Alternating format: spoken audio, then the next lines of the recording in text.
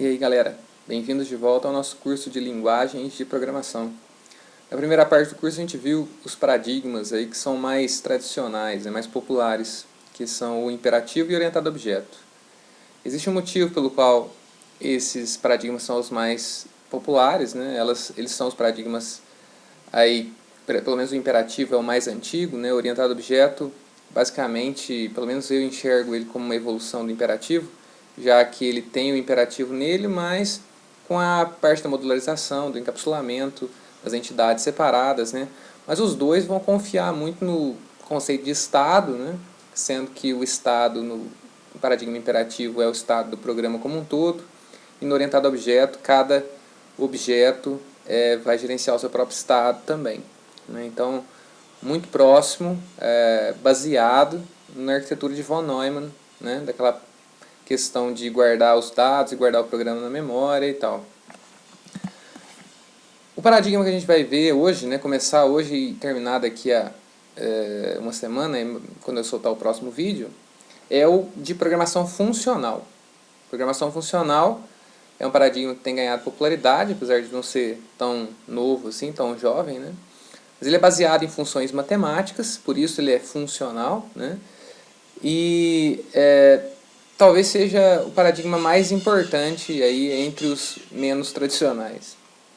Esse novo paradigma ele tem vários defensores ferrenhos, aí, muita gente que gosta, né, como aí o John Backus, que foi o criador do Fortran, né, ganhou o prêmio Turing, o maior prêmio aí da computação em 1977. E esse pessoal classifica as linguagens funcionais como se elas fossem superiores, assim, mais elegantes, mais legíveis, mais confiáveis. Então são linguagens de programação bem interessantes as que utilizam esse paradigma aí. O que vai ser? Qual que é o objetivo da programação funcional? É imitar o comportamento de funções matemáticas, né? Mapeando entradas e saídas. Então, para você ver, aqui a gente tem bem presente o conceito de conjuntos, né? O domínio na entrada, a imagem na saída, e você tem a função no meio ali que transforma a entrada na saída desejada. Esse mapeamento, né? Então a função aqui ela vai fazer um mapeamento de entrada para saída.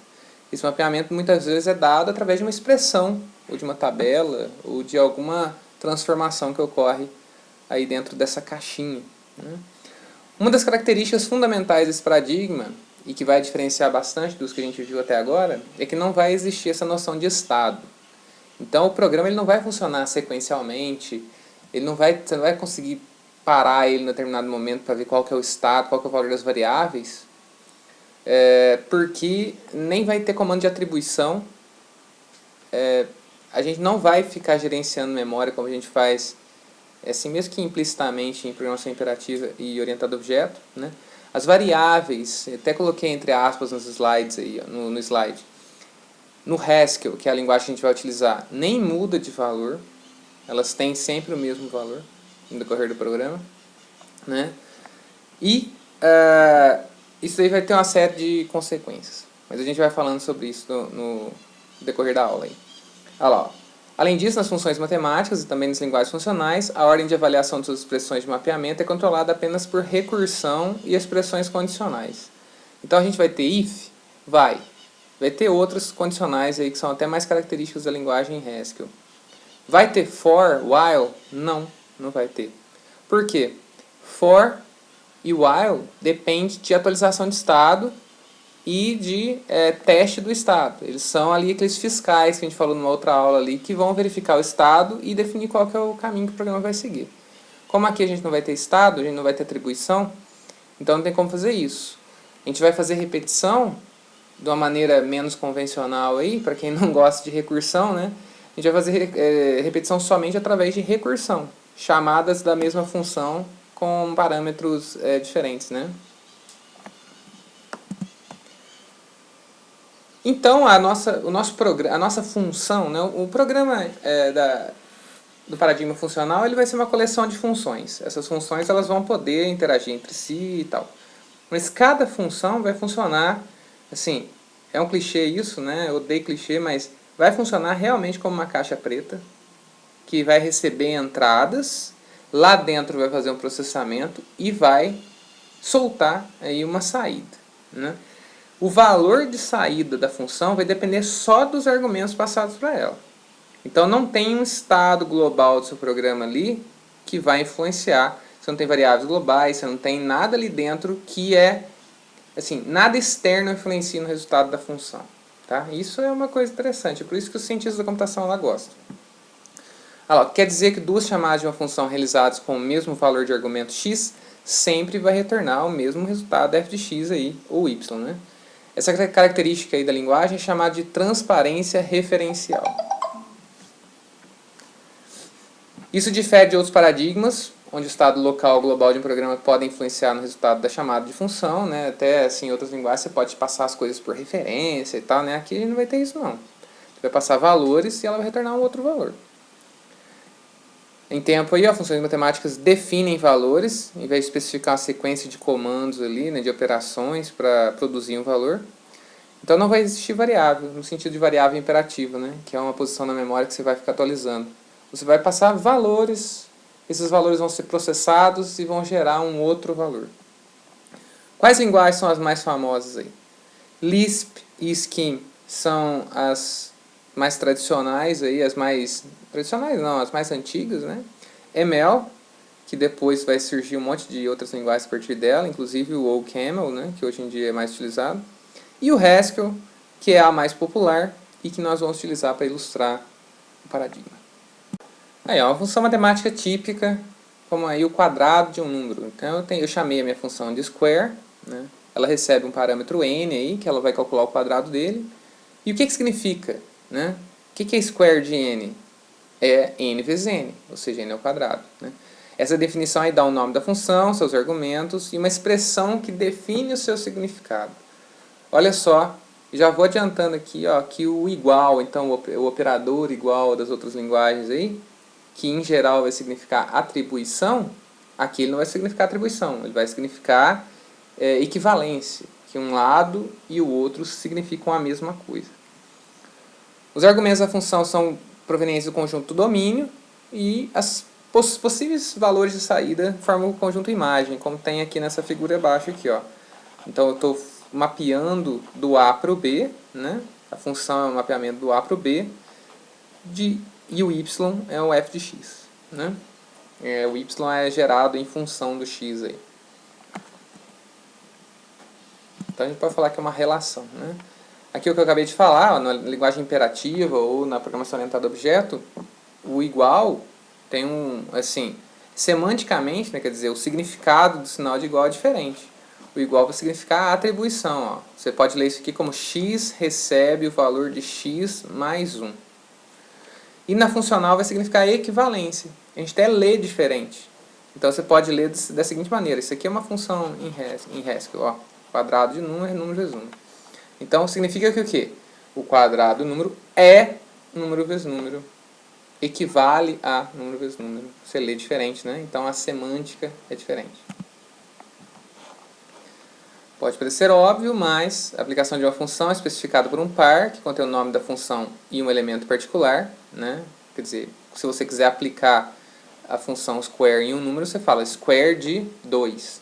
Aí ele vai substituir todas as ocorrências do n lá por 2. Aí vai ficar 2 vezes 2, que dá 4.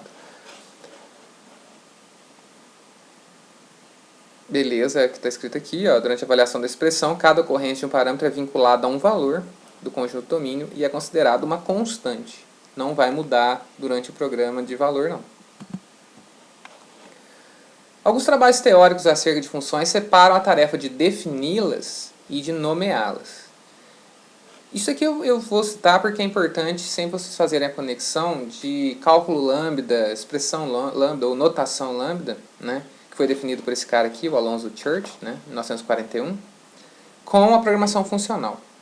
Todas as linguagens de programação funcional, elas vão ter ali no logotipo dela, ali no símbolo delas, um lambda, né? A letra grega lambda aqui, ó, né? Esse Y de cabeça para baixo aqui.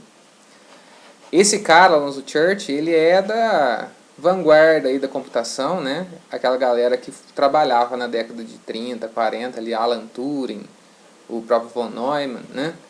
Então é da galera que criou basicamente a computação. Era uma galera assim, basicamente composta por matemáticos, né? Já que ainda não existia um curso de computação na época. O que é a expressão lambda? Né? O que é a notação lambda? Ela vai fornecer um método para você definir funções não nomeadas. E depois a gente vai pegar o Haskell e nomear as funções, mas tudo bem. Uma expressão lambda especifica parâmetros e o mapeamento da função. Então você tem uma função em x, qual que é o mapeamento? Quando você passar o parâmetro, ela vai fazer o quê? X vezes x. Então essa aqui é uma definição diferente com notação lambda de uma função igualzinha àquela square x, né? Só que a gente não coloca nome. A função é o lambda aqui. E a avaliação dela como é que faz? Se você quiser fazer na mesma notação, você aplica o 2. Aí o que ele fala? Esse 2 aqui entra no lugar de quem? Do parâmetro x aqui. Ó. Existe muito mais teoria por trás disso, mas eu vou limitar aqui para não chatear vocês. Então, linguagens funcionais, o que a gente precisa saber? São baseadas na ideia teórica do cálculo lambda, né, criado lá pelo Alonzo Church, logicamente que não sozinho, né, mas ele que levou aí o nome, né, que encabeçou essa iniciativa, e fornece um conjunto de funções primitivas, a linguagem, né, baseada no cálculo lambda, mas ela já fornece um conjunto de funções primitivas, um conjunto de formas funcionais que servem para construir funções complexas a partir das primitivas. Aqui, formas funcionais quer dizer que você consegue combinar funções para produzir outras mais complexas, né? Uma operação de aplicação de função, que é o quê? Você consegue chamar essa função, fazer uma chamada, né, da função. E alguma estrutura para representar os dados. Você tem os tipos primitivos aqui que a gente vai ver, né, porque a linguagem é tipada. E também vai ter estrutura de dados. A gente vai ter listas de dados, tuplas e tal. Então, a linguagem de programação, que eu falei para vocês, que sempre tem um lambda, ó, né? Isso aqui meio esotérica, né? Lambda, essa aqui é do Haskell. A linguagem vai pegar essa ideia do cálculo lambda, mas colocar coisas de programação. Estruturas de dados, bibliotecas de funções, formas funcionais para você combinar as coisas e assim por diante. E falando do Haskell, ela surgiu em 1987, aqui com o Simon Peyton Jones, né? E ela tem se firmado como uma das principais linguagens de programação funcional. Tem muitos recursos, possibilitam programas de porte relativamente grande, né? E que eles sejam executados com eficiência, e tem sido utilizado, por mais que vocês possam achar que não, para resolver muitos problemas na indústria e na academia. Se eu entrar nesse... o site do Haskell é bem legal, tem muito recurso, né? Se você entrar no wiki aí, ó, nesses links que eu coloquei no slide, Haskell in Practice e Haskell in Industry, você vai ver o que o pessoal anda usando isso aí na prática e na indústria, né? Haskell é uma linguagem moderna, cujas características mais se adequam à direção presente na pesquisa e nas aplicações modernas de programação funcional. Ela é funcional pura, o que quer dizer que ela não tem recursos imperativos. Existem algumas licenças poéticas aí que dá para se tirar, especialmente relacionado ao diálogo com o usuário, né? Mas a gente não vai ver, aqui no curso a gente vai ver só a parte funcional mesmo, né, da linguagem. Mas comando de atribuição com certeza ela não tem. Ou pelo menos a gente não vai buscar nenhum recurso mais diferentão aí da linguagem que simula isso daí, né? Ela é fortemente tipada, né? Eu falei agora há pouco que ela é tipada, mas ela é fortemente tipada e estática, né? Quer dizer que os tipos são bem definidos, que você não consegue fazer operações com variáveis ali, tipos diferentes, e que os tipos são estáticos, eles não mudam durante a execução de modo algum. Então todos os erros de tipo eles são identificados pelo interpretador ali, ou pelo compilador, né? E a vinculação é dada antes do tempo de execução. Aqui está o site, haskell.org. Se você entrar aqui, vai ter esse try it, e ele fala assim, você tem 5 minutos aí? Aí ele vai guiando você por um tutorial, para você conhecer mais ou menos aí o poder, né, da linguagem. Sim, exemplos básicos, né? Em Haskell, uma expressão lambda representando uma função sempre recebe identificador, quer dizer que tem um nome, né? Toda função tem que ter um nome, até porque depois você vai precisar chamar ela precisa ser identificada de alguma maneira, né? Associado a esse nome indicado no cabeçalho, o tipo da função. Se você pegar essa função aqui, ó, polinômio, ela tem aqui, ó, de inteiro para inteiro. O que significa? Que ela recebe um inteiro e retorna outro. Tá?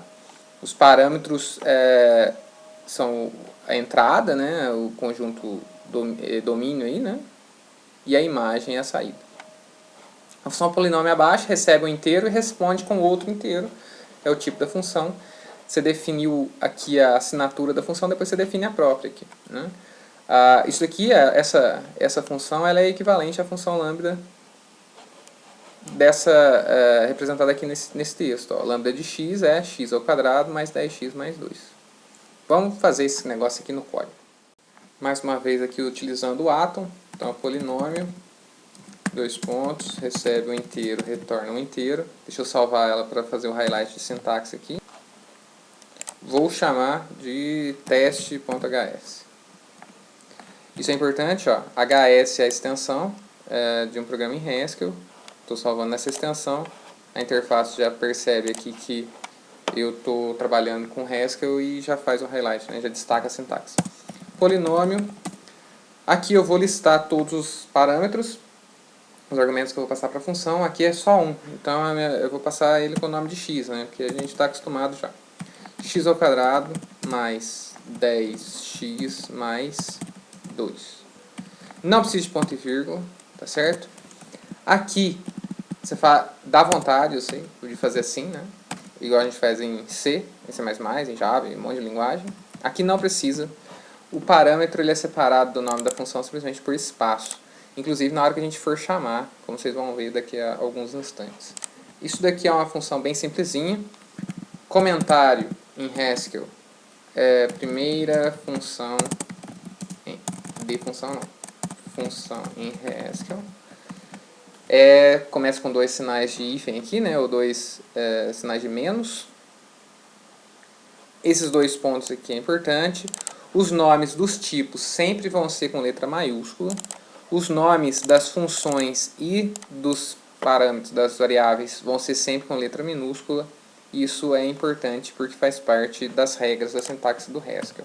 Depois a gente vai ver que existe algumas restrições também com relação à indentação. A indentação tem que ser bem feita certinho. Na hora que a gente chegar em algum recurso que vai utilizar isso, eu mostro. Vamos testar isso daqui. Eu vou testar isso aqui utilizando o WinGHCI.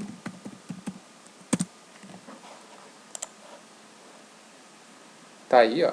Ele é um interpretador baseado no Glasgow Haskell Compiler, GHC, né, que é o compilador do Haskell, para o Windows, que eu estou utilizando. Então, tem como eu compilar e tal? Tem, né? Mas esse aqui é um interpretador da linguagem baseado em Windows, baseado em janelinha aqui e tal. Vou abrir aqui. Tá aqui, ó. Quando o seu código compila, acontece isso. Deixa eu fazer novamente aqui, ó. Coloquei um erro. Coloquei um erro por querer aqui, né? Deliberado, ó. Se eu recarregar o meu programa, ou se eu carregar ele a partir daqui de novo, ó, o que acontece? Aí ele fala que tem um erro e tal. Se eu apertar Ctrl S, ele limpa essa tela aqui. Deixa eu consertar meu erro. Voltar aqui, deixa eu fechar, vou abrir o 2. E carregar novamente. Aí, beleza. Como que eu faço para utilizar essa função que eu acabei de escrever? Escrevo o nome dela e passo um parâmetro. Imagina aqui, ó, 2. Vai dar 4 mais 2, 6 mais 20, né? Escrevi polinômio errado.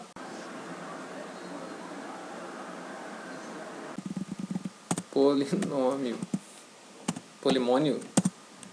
26. Tranquilo? Então, primeiro programa. Esse é o Hello World, que a gente vai fazer em Haskell. E dá pra gente ter noção mais ou menos já do que nos espera. Eu queria escrever outra função aqui. Eu queria escrever essa quadrado que a gente falou aquela hora. Recebe também o inteiro, retorna o inteiro. Quadrado de n é n vezes n. E agora, como é que eu faço para o meu programa funcionar? Eu posso reabrir ele aqui ou simplesmente clicar no refresh aqui, ó, no reload. Recarregou, quadrado de 10 é 100. Beleza? Então, vou voltar para os slides. Aqui mais uns exemplos bem bobinhos aqui. O quadrado já fiz. Isso aqui é importante, que eu esqueci de fazer um exemplo que tivesse mais de um parâmetro de entrada. Se você tiver mais parâmetros de entrada, você vai listar os tipos deles aqui, ó, sequencialmente. O que quer dizer float, float, float? Quer dizer que ele recebe 2 parâmetros de entrada float e o último é sempre a saída. Agora os outros são os tipos dos parâmetros, tá? Então A é float, B é float, a saída também. Aqui N é int e a saída é int. E aqui o número é float, a saída é float. E assim por diante. Então, ó, o que tem de importante nesse primeiro exemplo? A definição da função, né, que vai ter uma ou mais entradas, dependendo. Elas não precisam ser sempre do mesmo tipo, obviamente, né? Você poderia receber um float, um int, uma string, só que você tem que tomar cuidado, porque eu falei para vocês que ela é fortemente tipada, né? Os nomes de funções e os parâmetros sempre com letra minúscula. Os tipos com letra maiúscula. Que tipo que tem? Básico. Int e integer. A diferença é que o integer é basicamente um inteiro de tamanho infinito, que é tão grande quanto você precise, e o int tem aquela restrição de tamanho normal que a gente está acostumado nas outras linguagens. Float, double, bool, char. Depois a gente vai aprender que tem string também e tal, mas a gente deixa para outra hora. Não há parênteses separando o parâmetro do nome da função. Inclusive quando a gente tem mais de um parâmetro, tá vendo que eles também são separados por espaço. Eles não são separados por vírgula, eles não estão entre parênteses. Só relembrando isso daí. Comentários são tudo que você escrever à direita de hífen. Haskell é tipado fortemente, né? Segurando que a função seja aplicada a argumentos dos tipos corretos ou esperados. Então o último é o retorno. Os demais são os tipos dos parâmetros aqui. Não se esqueça. Minúsculo, maiúsculo e assim por diante. E como eu mencionei, a linguagem ela já vem com uma série de funções embutidas nela, né? Fornecidas pela própria linguagem, que já estão prontos para a utilização. Tá? Aqui eu listei algumas. Ó. Você tem como retornar o número absoluto, né? O valor absoluto de um número, né? Se for negativo ou positivo, retorna o mesmo. Ceiling é um arredondamento para cima, né, de um número. Olha lá, ele recebe o número real e retorna um int, né, porque ele pega o próximo inteiro acima daquele número real lá. Cosseno. Div é divisão de números inteiros. Tá? Divisão de número float é feito com sinal de divisão normal, a barra, né, em barra inclinada. De inteiro é com div. Exp é exponencial, né? Exp é o número natural elevado ao argumento. Floor é o contrário de ceiling, é um arredondamento para baixo. LCM, mínimo múltiplo comum entre dois números inteiros. Mod é o resto da divisão de inteiro, pi é o pi, né? Pi aqui, mas é o pi. Round, arredonda realmente, né? Se estiver mais perto de cima ou do de baixo. Seno, raiz quadrada, tangente. Truncate, ele retorna o inteiro sem a parte fracionária. A gente pode fazer aqui um exemplo que utiliza isso daí. Além disso, quais operadores que tem? Relacionais, a gente tem as comparações normais, ó, maior, maior igual, menor, menor igual, igual, que verifica se dois números são iguais. O diferente é o único que realmente é diferente, porque ao invés de ser o que a gente está acostumado, que é uma exclamação igual, aquele é barra igual. Aritméticos normais, soma, subtração, multiplicação, divisão. A potência pode ser feita com o circunflexo aqui. Divisão inteira com div, mas daí é uma função, não é um operador. Então, como é que você chama? Div, passa os parâmetros A e B.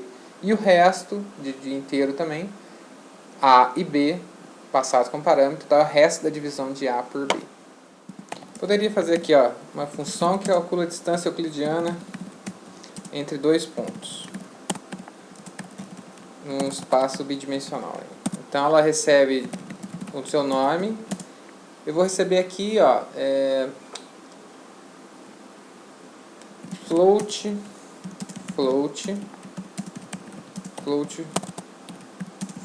Quer dizer, x e y do primeiro, x e y do segundo, e o resultado vai ser um float também, porque é a distância, né? Então, distância x1 y1, x2, y2. Como é que calculo isso aqui mesmo? Raiz quadrada. E eu passo para a raiz quadrada aqui um valor. Esse valor ele é calculado por x2 menos x1 ao quadrado mais y1, y2 menos y1 ao quadrado. Por que eu coloquei parênteses aqui? Eu falei que não era para colocar? Simplesmente por questão de precedência, né? Eu preciso calcular isso aqui tudo para depois eu passar para o SQRT. Mas repare que está separado por espaço aqui, e isso aqui só quer dizer que é um número só. Vamos fazer um teste aqui. Aí, parece que funcionou. Distância entre 10 e 0 e 0 e 10. Aí, 14,14. Vamos fazer uma outra aqui, ó. Só para a gente ver se deu certo. Beleza. Então, aparentemente está tudo correto. Simplesmente estou mostrando a vocês que vocês podem utilizar a função SQRT aqui dentro, né? Square root, raiz quadrada. Assim como você poderia utilizar uma função que você mesmo definiu em outras funções que estiverem para baixo aqui. Você poderia usar a distância, por exemplo. Poderia usar qualquer uma daquelas funções que eu falei lá. Aqui eu estou mostrando a vocês que vocês podem fazer operações, exponenciação e assim por diante. Eu já tinha falado que a gente vai continuar tendo estruturas condicionais. Então tem como a gente fazer testes, porque a saída da função ela pode depender ali do valor do parâmetro e ter uma saída num caso, outra saída em outra. Então a gente vai continuar tendo, né?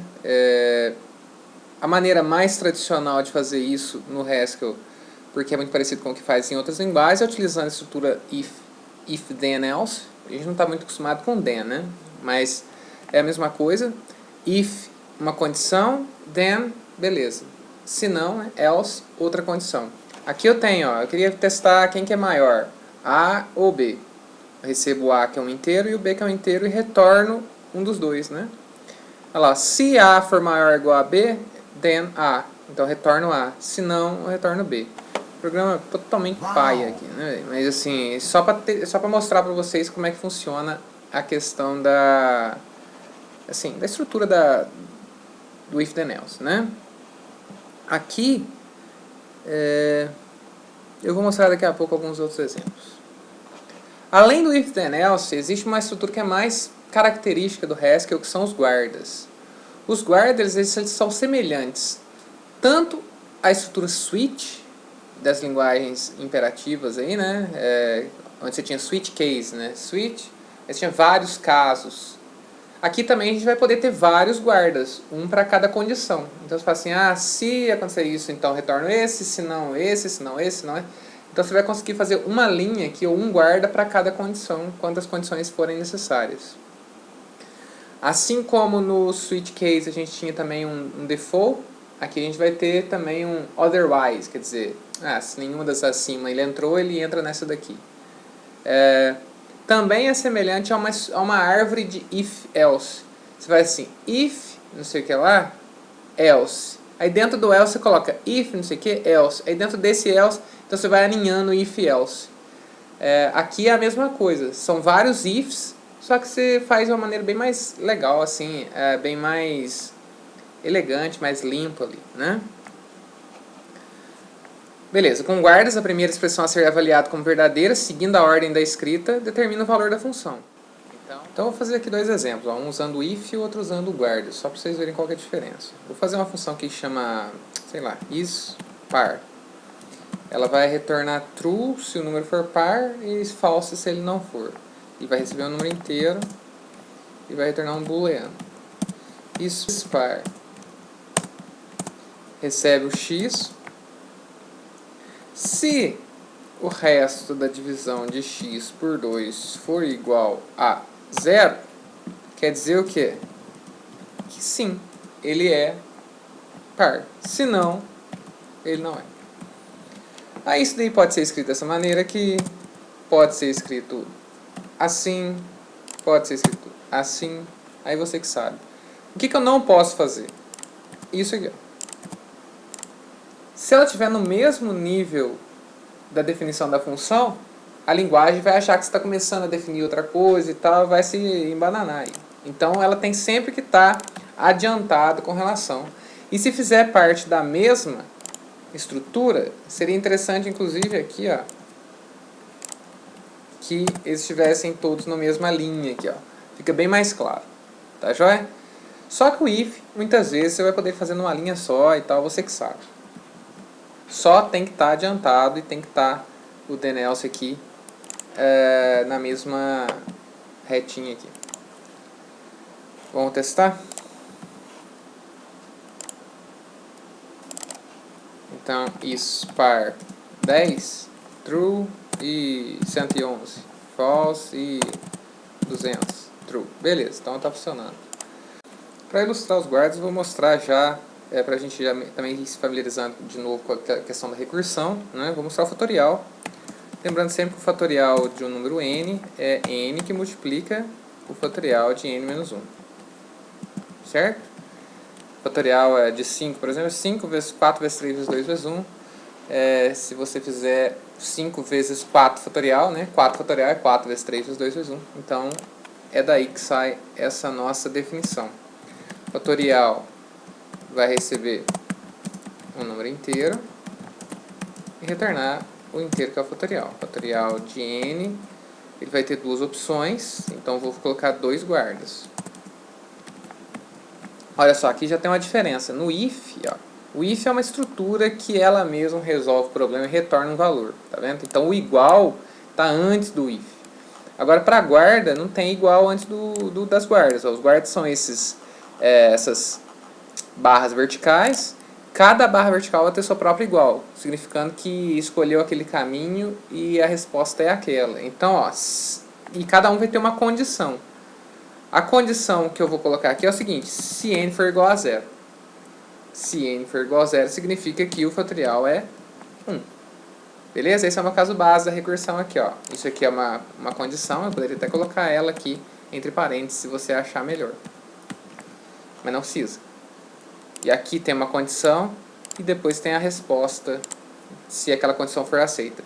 De outra maneira, quer dizer, se ele passar ali e o n não for igual a 0, o que eu tenho que fazer? N que multiplica o fatorial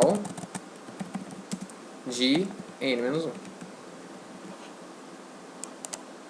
Bom, resolvido. Então, nesse caso, eu tenho duas opções. Ó, cada opção tem a sua própria resposta. E isso é suficiente para resolver. Vamos testar aqui. Beleza, fatorial de 0 deu 1. E o fatorial de 6, 720. Quer dizer que o de 5 é 120. Beleza, resolvido. Aí se eu tivesse mais opções, então eu poderia fazer um Fibonacci. Ele recebe um inteiro e retorna também um inteiro. Eu queria saber Fibonacci. Por exemplo, Fibonacci de n. O que eu faço? Se n for igual a 0, é 1. Se n for igual a 1, também é 1. Se n for maior do que 1, aí o que acontece? Eu retorno Fibonacci de n menos 1 mais Fibonacci de n menos 2. É a nossa clássica sequência de Fibonacci aqui, né? Começa com 1 e 1, aí depois é a soma dos outros dois. Ó. Então deu 2, deu 3, deu 5, 8, 13, 21 e assim vai. Será que isso aqui dá certo? Dá. Vocês viram aqui que eu tenho 3 guardas, um para cada uma das opções, cada um com seu igual. Essa última opção aqui, se ela for exclusiva, né, se é a única coisa que pode acontecer, pode colocar um otherwise aqui também. Vamos testar. Recarreguei. Fibonacci de 10, 89. O de 9 é capaz de ser 55. 55 mais 89, qual que é o de 8? 34. Resolvido. Então é isso. A gente pode tanto usar if, quanto usar guardas em Haskell. Lembrando sempre que para guardas, o igual vem depois, tem um igual para cada guarda. Os guardas, né, que são essas barrinhas verticais, eles têm que estar alinhados com relação à coluna que eles estão aqui. E eu manteria também o alinhamento se você fosse fazer o if. Ou você faz ele numa linha só, ou você mantém ele alinhado assim também. Tá joia? Um outro tópico de interesse para nós aqui é o tópico das definições locais. Eu vou fazer um exemplo sem definição local e depois com, só para vocês verem qual que é a diferença, como é que fica um pouco mais fácil. Imagina que eu queira fazer uma função que retorne para mim a quantidade de raízes reais de uma equação de segundo grau. Então, ó, raízes, ela recebe alguns floats aqui, 3, né? Um para cada coeficiente lá, A, B e C, né, da nossa equação de segundo grau, sendo que a equação vai ser ax² mais bx mais c. Eu quero saber, baseado no A, no B e no C, se tem duas raízes reais, né, como geralmente acontece, diferentes, ou se elas são iguais, então geralmente a gente fala que tem uma raiz real só, ou se não tem raiz real. Então eu quero retornar para mim um inteiro, que vai ser 0, 1 ou 2. Raízes A, B e C. São os 3 parâmetros. Vou fazer com guardas aqui, ó. O que tem que acontecer? Se o delta, eu nem sei o que é delta ainda, se o delta for maior do que 0, então ele retorna para mim o quê? Duas raízes reais, né? Se o delta for igual a 0, então quantas raízes que tem? Uma só, que é menos b mais ou menos raiz de delta sobre 2a. Então, se o raiz de delta for, se delta for 0, eu só tenho uma, né? Mais ou menos ali não rola, então vai ser menos b sobre 2a só. E se o delta for menor do que 0, ou então otherwise, eu não tenho raiz real, né? Porque teria um número negativo dentro da raiz lá e daria um número complexo. Então eu vou falar que 0 raízes reais. Só que o que é delta? Eu vou fazer então uma função, ó, que recebe o A, B e o C. Dependendo do resultado dela aqui, ó, ele vai retornar para mim 2 ou 1. Precisa estar escrito esse negócio aqui antes, ó. Vou escrever aqui o delta. Delta é uma função também que recebe floats e retorna para mim um float também. Delta A, B e C é igual a B ao quadrado menos 4 vezes A vezes C. Certo? Aí beleza, então eu tenho a minha função delta, que ela é bem simples, né? Ela recebe os 3 floats aqui, faz um cálculo com eles, retorna um outro float, um quarto. E eu tenho a de raízes, que recebe também os 3 parâmetros e retorna um inteiro para mim, ó. Se o resultado da função delta aplicando A, B e C for maior que 0, então eu tenho duas raízes reais. Se for igual a 0, 1, se não, 0. Vamos testar? Limpando aqui. Primeiro tem que recarregar, né?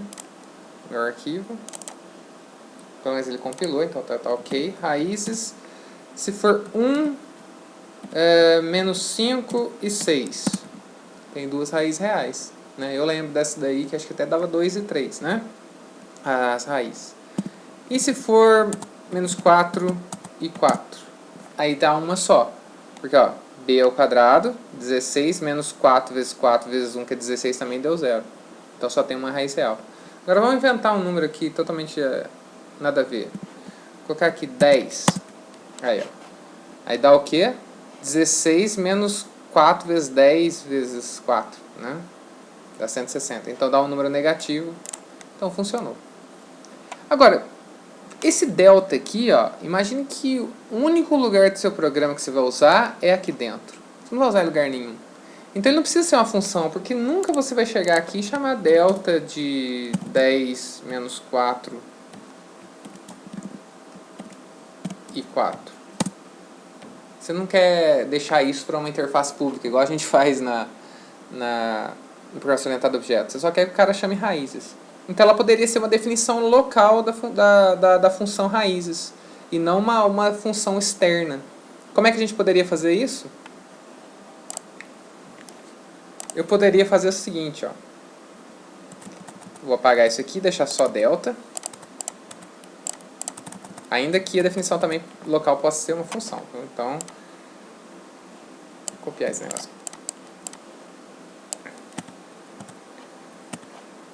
As definições locais, elas vão fazer com que a definição da função ela fique mais próxima ainda do que a gente faz na teoria.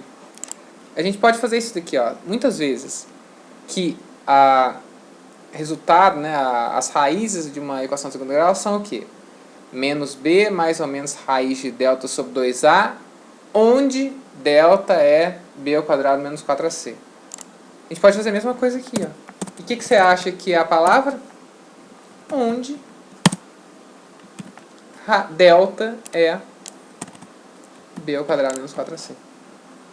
Então você pode fazer uma via principal aqui da sua função, colocar um monte de coisa aqui, a quantidade que for necessária de coisas que ainda não foram definidas. Aí depois você coloca onde, esse onde aqui, ó, tá vendo que tem um adianto aqui, ó. Um espaço que seja já suficiente. Você pode dar um tab e tal, do jeito que você quiser, né? Onde, e depois você lista todas as suas definições locais aqui. Eu poderia ter várias aqui, ó. Eu poderia falar assim que existe um outro negócio que chama x1 que vale 5. Tem um valor aqui aleatório, que tem valor x1 que multiplica delta. Posso fazer isso. E eu posso usar esse x1 lá em cima, aleatório lá em cima, né? Poderia ter uma função aqui. Vamos testar assim primeiro, ó. Beleza. Então tá. Olha lá, delta. Então tá aqui em cima, ele define aqui embaixo o que é delta. Recarrego, aí funcionou. Vou chamar a mesma coisa, raízes, olha lá. Não, delta agora não existe mais, ó, tá vendo? Deu um erro ali. Raízes 1 menos 4 e 4 e raízes 10 menos 4 e 4, que deu certo. Fica mais legal assim, não fica? Fica até mais próximo da notação que a gente está acostumado com matemática. Além de você poder definir várias coisas aqui de acordo com a necessidade, você pode também definir funções. Então, imagina que você queira definir delta não como um valor aqui, né? Aqui ele está como um valor, pega b ao quadrado. Você quer definir ele como uma função, xy, AA, BB, CC. Só para ficar mais fácil de eu lembrar a equação. Então, o que ela significa? Ela é BB vezes BB menos 4AA vezes CC. Ela é uma função, ó. Eu poderia também definir ela assim e chamar ela aqui, passando como AA o valor de A, B e C, né? Aqui, ó. Então ela foi definida aqui agora não como um valor, como uma função. Você poderia fazer também isso daí, é uma sintaxe válida. Aí, ó, vou fazer o teste aqui de novo. Oh, meu Deus do céu, errei. Aí, ó. Funcionou também. Por que você está colocando o negativo entre parênteses aí, João Paulo? Vou voltar aqui, ó. Porque se eu coloco sem parênteses, o que ele vai achar, né? Tem uma ambiguidade aqui. Será que eu tenho que fazer 1 menos 5 e 6?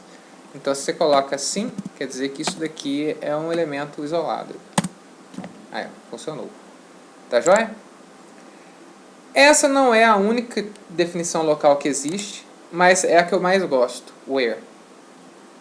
Existe uma outra, que é a seguinte. Imagina que eu queira calcular a área de um triângulo utilizando a equação de Heron. Então eu tenho que receber os lados dele aqui, ó. Também vou chamar de A, B e C depois. E retornar a área de um triângulo.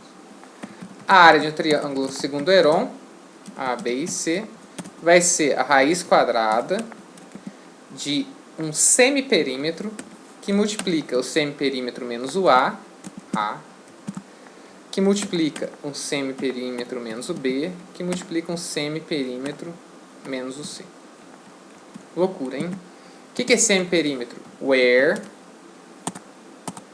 Olha que legal, aqui no ato, se você apertar o Enter aqui, ele já vai para definitions. S é o semiperímetro, que é A mais B mais C dividido por 2. Isso aqui calcula a área de um triângulo de lados A, B e C. Beleza? Agora eu vou testar. Isso foi eu colocando meu celular no mudo aqui, porque tá toda hora, né? Recarrego a área de Heron de um triângulo de lados 10, 10 e 10. Tá aí. Aí se for um triângulo de lados 10, 20 e 15. Tá aí. Isso foi feito com o where também. Só que eu quero fazer agora com outro tipo, que é o let. Let é uma outra definição local que, ao invés dela ser depois, assim, que na minha opinião é mais organizado, ela vem antes. Então imagina que eu quero falar assim, ó, let S ser igual a isso daqui, aonde? Aonde você vai aplicar esse S aqui? Em SQRT. Aí você pode definir a sua definição local antes, tá vendo? Em, e ela vai ser usada ali. Vamos testar. Mesmo resultado. Tá?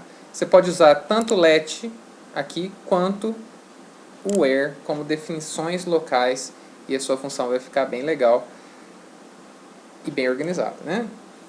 Sempre que você achar que a sua função principal aqui, a linha principal da sua função está começando a ficar excebado ali, cheio de coisa, ficando difícil de entender, começa a dar nome para as coisas e depois você define localmente através do where, ou antes ali através do let, tá? Aqui, inclusive, você pode fazer assim, ó, let x2 in x vezes x. Olha lá. Dá para você usar o let no próprio prompt aqui do INGHCI, se você quiser também. Bom, acho que isso aí é suficiente por hoje. A gente já viu como é que escreve funções na linguagem funcional, né? Como que a linguagem funcional ela é diferente, né? Ela é baseada bem nessa parte matemática aqui, né? Ela é própria para isso. Como que a gente não está aqui gerenciando estado nenhum, a gente só está testando valores e as variáveis elas nunca mudam de valor, tá? O máximo que a gente tem aqui é esse tipo de comando que não é uma atribuição. Isso daqui você está falando que isso, esse do lado esquerdo, equivale a isso. E depois você troca lá em cima. A mesma coisa aqui, ó. Você está falando que isso aqui, ó, equivale. S e A mais B mais C dividido por 2 é a mesma coisa. Aí quando você usar S aqui embaixo, a linguagem provavelmente vai fazer uma substituição. Então não tem atribuição, não tem laço. E essa questão de não ter laço é própria porque não tem atribuição, né? E basicamente é isso, e a gente aprendeu também como é que a gente faz para utilizar uma função dentro da outra, a gente já viu que tem algumas funções próprias da linguagem e assim por diante. Na próxima aula a gente vai ver algumas questões que começam a ficar um pouco mais complexas, que usam estruturas de dados diferentes, como listas e tuplas, vamos mexer um pouquinho mais com recursão, tá joia? Mas acho que por hoje é suficiente. Bons estudos e até a próxima!